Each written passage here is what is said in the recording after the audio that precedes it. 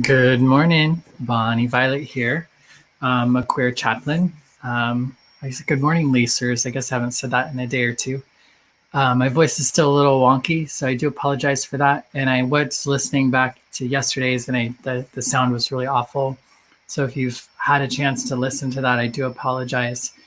I've been debating if I should just know what to do with that, but for now it's up.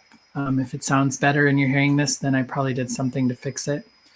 I'm having a lot of technical difficulties at home, and I'm not in a position to do anything to fix it. So that's just where I'm at. So I'm going to not bring it up again, but I just wanted to put it out there that I'm aware that there's some internet connection issues, and I just can't seem to make it work with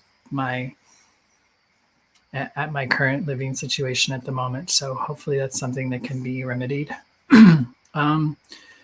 All right, so this is week 7, and we're focusing on basically creating our entire narrative. And yesterday I started by just sharing some photos and thinking that also might be helpful to you all in thinking about your process of like looking back at some of these photos and kind of thinking about how you saw the world at that time, and maybe how it informed how you were informed by things.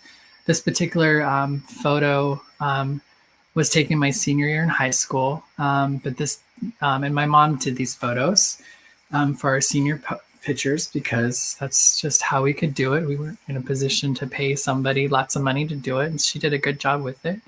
And it also reminded me of when I worked in the House of Representatives when I was a senior in high school as a page, and it was a very life-changing experience for me. Believe it or not, like working in politics, like working in the House of Representatives was really, it was one of the most pleasant places I'd ever been in my life. I had a really cool role there. I was assigned to a few of the leaders, and I don't know, it was just, I lived with a sponsor family in Boise, which was 100 miles away from where I grew up. So it was one of kind of the first times I was able to go away, be on my own. Like I said, it was a very great experience. I remember it just really helped me come out of my shell. I was still really quiet when I first got there, and it took some time for me to open it up. But by the end, I did. I remember I had an experience there too, where I was like, I was skateboarding. I know, bad idea, but I was skateboarding and I had half pipe. I was learning how to do that, and went down on it, and I landed wrong, and then I ended up hitting something, pinching some sort of nerve, and then I had some sort of like twitch or shakiness in my arm or my body somehow for a while, and eventually the representatives and stuff, they figured out a way to get me to the doctor so that I could figure out what was going on. I felt really taken care of, and in a time that, I don't know, it was just like I said, that was just like a very small thing, but it was just a really great experience for me. I came back and I was a lot more willing to be out of my shell. I think even my close friends probably noticed that there was a change in me. Then let's see. This is from my senior trip. We went to Disneyland. So I was 18. Nothing's coming to mind to share about this, but I thought it was a cute picture. So this is not me in high school, but this is me after high school. When I moved out to Arizona, I got I don't know if y'all know this, but I was interested in being an actor and a model at some point in my life. And this was kind of like my first gig, if you will, and maybe only gig.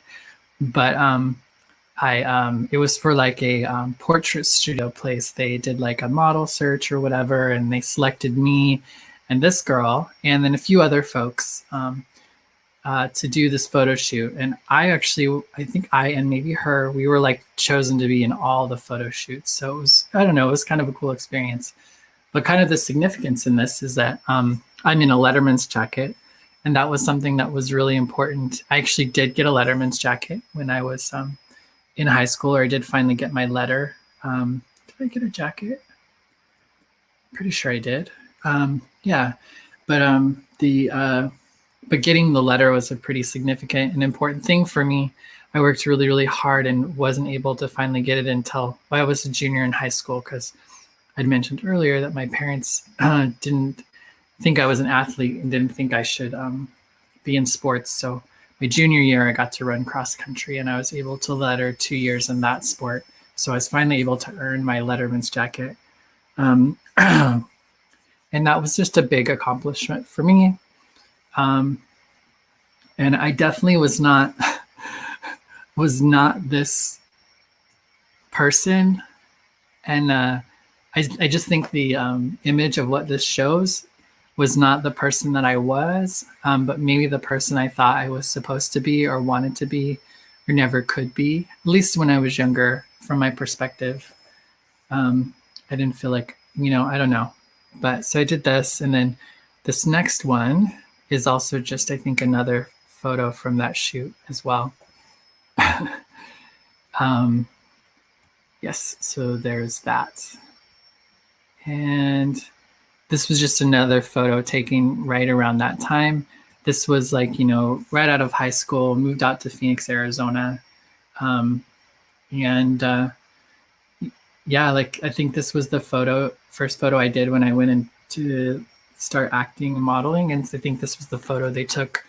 Like, I don't know if it was like when I came into the office, but it wasn't not long after that. So I feel like this was I never saw myself as an attractive person growing up. I always thought I was just kind of there. And so it was kind of cool to be in this element of expansion with myself, because I had always seen myself as pretty smart. I'd always seen myself as like a good person. I'd always seen myself as like to be successful. But when it came down to the looks department or being attractive, that was something I hadn't ever really thought of myself as. And so it was kind of fun to be in this space in which I could kind of like play with the idea that maybe I was attractive in some way. So it just kind of like built up another part of my confidence, if you will, that wasn't there. So it's just another photo.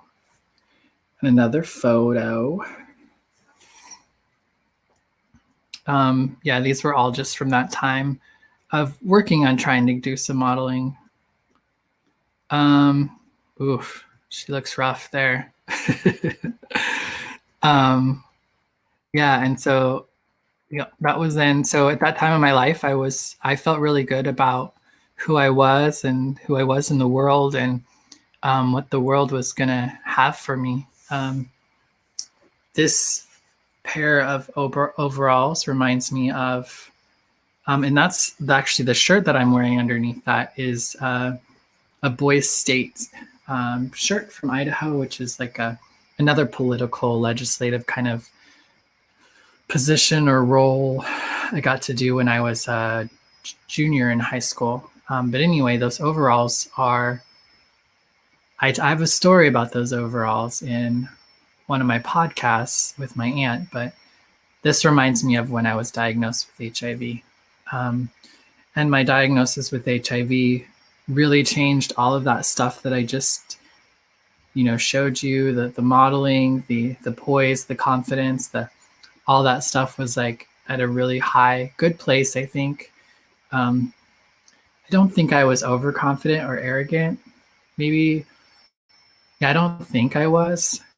But I felt really good about who I was and what I had going for me. And then once I was diagnosed with HIV, which you guys hear all the time, but it really hit me. So you can just kind of visually, I guess I've talked about this so much, you can kind of see through pictures how this changes. So I get diagnosed with HIV, and then not long after This Is Me, party kid. That's actually the apartment complex of like yeah, the apartment complex of where I first um, decided to try to let loose and live a little before I die. And my thought to do that was with drinking and drugs. So, um, yeah, so I was probably on ecstasy or at least probably coming down because it's early in the morning. This is just another photo from that time. This is me and my sister Marcus. We both worked at a gay bar um, in Phoenix, Arizona. We always wore outfits and got all dressed up for work. This was I think might have been for Halloween that we showed up as an angel and a devil. And Marcus is now she's my sister. We've been friends for 23 years now. So we still talk almost every day.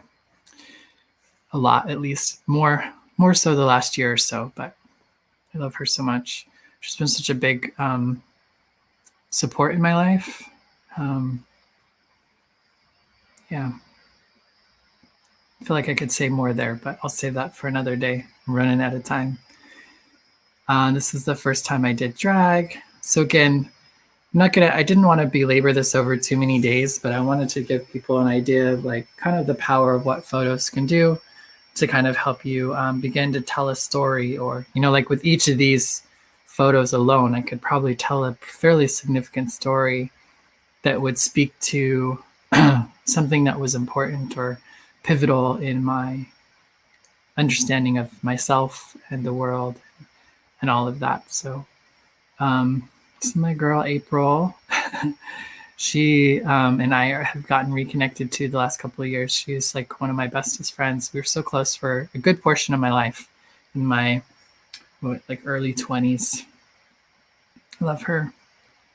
It's me and Tesla, another dancing girl. This is me and my mom and my buddy Tim. May he continue to rest in peace. Such a cute picture of me and my mom. That was this time doing drag a year or so after, when I was just playing around in my house with my roommates. Actually, yeah, April. Was that when I was living with April or living with Donnie? I don't remember. But it was my early 20s. Later on, more working at the club.